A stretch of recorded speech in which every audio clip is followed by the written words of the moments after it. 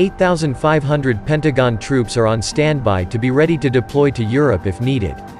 Together, the moves aim to reassure agitated NATO allies in the face of Russia's military buildup near Ukraine while avoiding a new deployment to Ukraine itself, which is not part of NATO. And for now, President Joe Biden has approved the deployment of nearly 3,000 American troops to Eastern Europe in the coming days amid a row with Russia over Ukraine in what the Pentagon says is a signal of U.S. readiness to defend NATO allies. A source familiar with the details said 1,700 would be deployed from Fort Bragg in North Carolina to Poland and another 300 from the base to Germany. About 1,000 troops based in Germany will head to Romania, the source said. The Pentagon said it did not rule out additional deployments beyond those announced.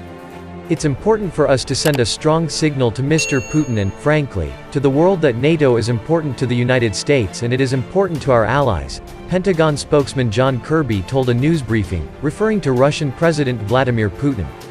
U.S. forces notified of the ready-to-deploy order last week included additional brigade combat teams, logistics personnel, medical support, aviation support and troops involved with intelligence, surveillance and reconnaissance missions.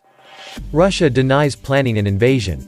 But, having engineered the ongoing crisis by besieging Ukraine with troops from the north, east and south, Moscow is now citing the Western response as evidence to support its narrative that Russia is the target, not the instigator, of aggression.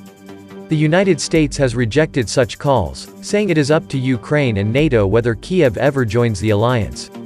The Pentagon renewed warnings about Russia's buildup but gave hope that Putin would opt for a diplomatic solution to the crisis.